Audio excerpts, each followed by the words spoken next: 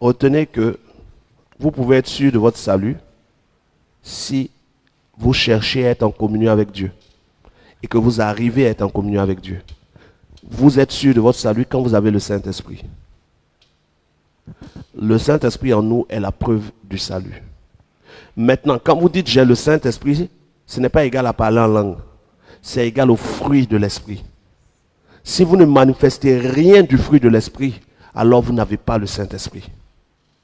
Parce que quelqu'un a le fruit, mais peut manifester la maîtrise de soi sans manifester bien la tempérance. Il peut manifester la tempérance sans manifester la patience. Parce qu'il n'a pas encore maîtrisé la patience. Mais au moins, dans le fruit, là, il y a des éléments au moins qui doivent être manifestés par toi. Pour qu'on dise que quand même le Saint-Esprit est arrivé. Ensuite, le Saint-Esprit est en toi si tu as suivi le bon processus pour le salut. Ta repentance a été bien. Ta confession a été bien. Ton baptême a été bien fait. Et tu as prouvé réellement par tes actes ta décision. C'est là que le vrai Saint-Esprit vient. Acte chapitre 15, verset 8. Maintenant, quand le vrai Saint-Esprit est en toi, ce n'est pas égal au parler en langue ni au don, c'est égal au fruit. Et quand il n'est pas là, ça se voit.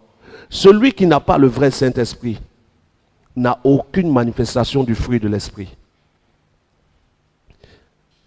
Pas de paix, pas de joie, pas de patience, pas de tempérance, pas de maîtrise de soi, pas d'amour pour le prochain. Il n'a rien. Et je précise que ces différents éléments du fruit de l'Esprit que je cite, il faudrait qu'on ait un direct pour que j'explique ce que chaque élément est. Parce que l'homme de manière naturelle a de l'amour. L'homme de manière naturelle a une patience.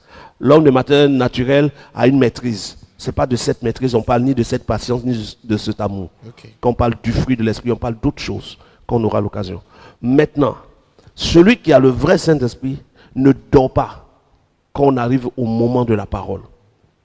Si tu dors quand on parle de la parole, à moins que tu n'aies veillé ou je ne sais quoi, ou que tu sois malade, mais quand on dit, il est écrit, tu n'as pas le Saint-Esprit.